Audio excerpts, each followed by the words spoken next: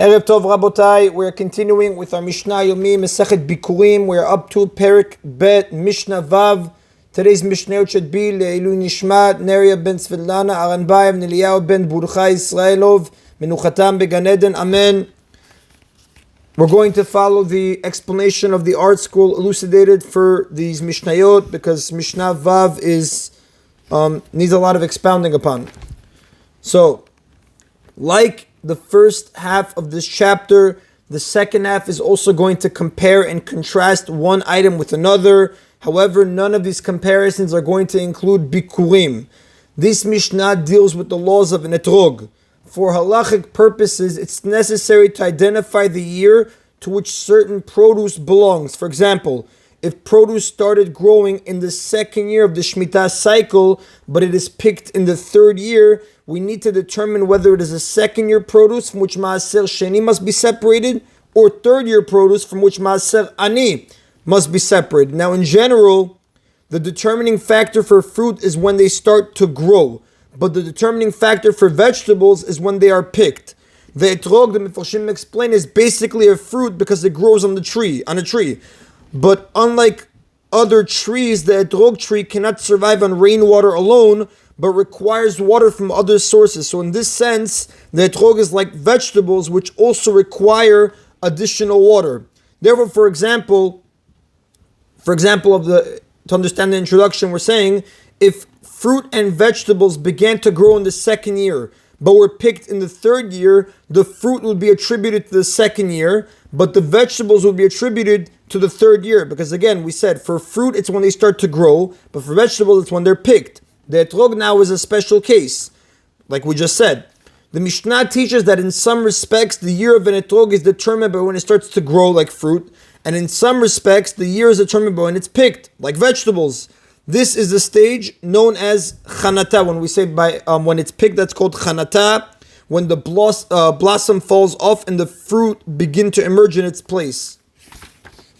The Mishnah begins, etrog shaveh li'ilan bishlosha drachim. An etrog is like the fruit of a tree in three ways. Ulyarak b'derech echad, and it's like vegetables in one way. Shaveh li'ilan be'orla. It is like the fruit of a tree with respect to the prohibition of orla, which states that the fruit of a tree's first 3 years may not be eaten or used for any other benefit. Therefore, if an etrog starts to grow during a tree's first 3 years, it is subject to the orla, to the prohibition of orla, even if it's picked in the 4th year. Because regarding orla, we follow the year of the etrog's growth, as in the case with fruit, and not the year in which it's picked, as in the case with vegetables. Uvirvai. Similarly, an etrog is like the fruit of a tree with respect to the laws of Rivai, which states that the fruit of a tree's 4th year must be eaten in Yerushalayim. Therefore, if an etrog starts to grow during a tree's 4th year, it must be eaten in Yerushalayim even if it's picked in the 5th year, because regarding Rivai, we follow the year of the etrog's growth like fruit and not the year in which it is picked like vegetables. Ubashvit. Similarly, it is like the fruit of a tree with respect to the laws of Shemitah. For example, the requirement to leave Shemitah produce free for anyone to take, and the prohibition against destroying Shemitah produce using it for business purposes.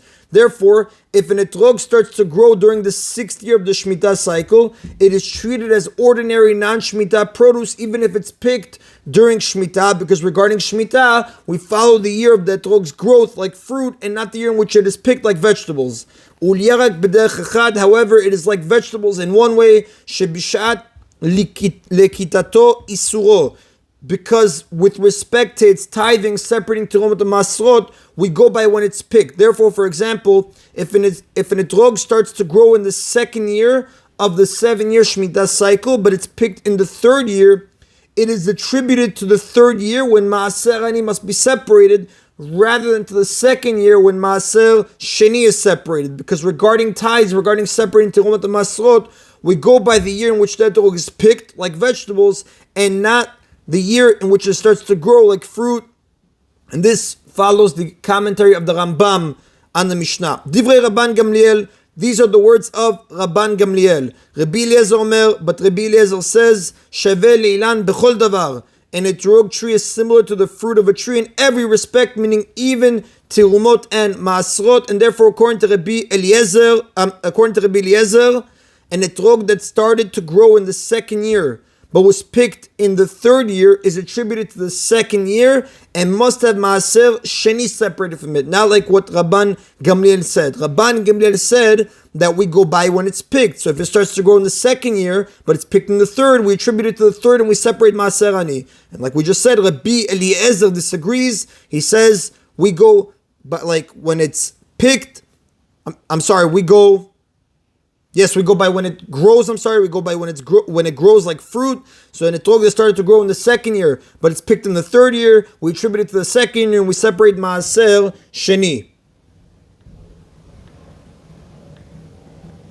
And that is in Rabotai of Mishnah Vav. Mishnah Zayin now compares the laws of human blood to the laws of animal blood. Now, the way the Mishnah defines it, dam me'alche shetayim, the blood of those who walk on 2 feet, which the Rav explains, hainu dam ha'adam, the blood of people, kemo dam chalalin, for example, blood from a human corpse. And the Mefarshim explain the reason the Mishnah uses the unusual expression of those who walk on 2 instead of people is to teach that even the blood of a living person who can walk on 2 feet is subject to the same law. So again, dam ma'alche shetayim, the blood of those who walk on 2 feet, meaning people, shaveh ledam be'ema le'achshir et zraim. It is similar to animal blood in regards to making seeds, food, fit to become tameh. The rule is that food cannot become tameh unless it first touched one of the 7 liquids, which include blood. It's brought down in Mishnayot in Machshirin, chapter 6, Mishnah 4. The 7 liquids are listed there, and therefore, if food touched animal blood or human blood, and later it came into contact with the source of tumah,